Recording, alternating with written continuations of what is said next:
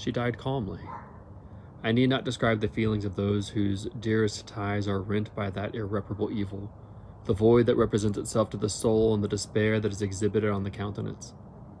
It is so long before the mind can persuade itself that she whom we saw every day and whose very existence appeared a part of our own can have departed forever, that the brightness of a beloved eye can have been extinguished, and the sound of a voice so familiar and dear to the ear can be hushed, never more to be heard. These are the reflections of the first days. But when the lapse of time proves the reality of the evil, then the actual bitterness of grief commences. Yet from whom has not that rude hand rent away some dear connection? And why should I describe a sorrow which all have felt and must feel? The time at length arrives when grief is rather an indulgence than a necessity, and the smile that plays upon the lips, although it may be deemed a sacrilege, is not banished. While I watched the tempest, so beautiful yet terrific, I wandered on with a hasty step. This noble war in the sky elevated my spirits. I clasped my hands and exclaimed aloud, "William, dear angel, this is thy funeral, this is thy dirge."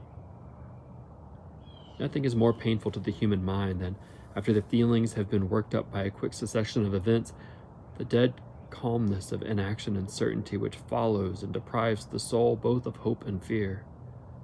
Justine died. She rested, and I was alive.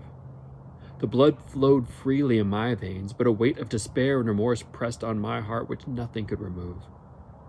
Sleep fled from my eyes. I shunned the face of man.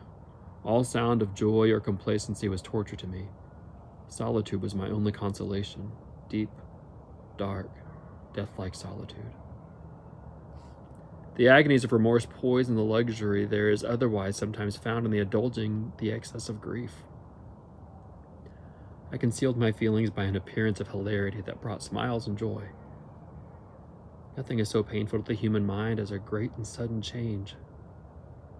Darkness had no effect upon my fancy, and a churchyard was to me merely the receptacle of bodies deprived of life, which, from being the seat of beauty and strength, had become food for the worm.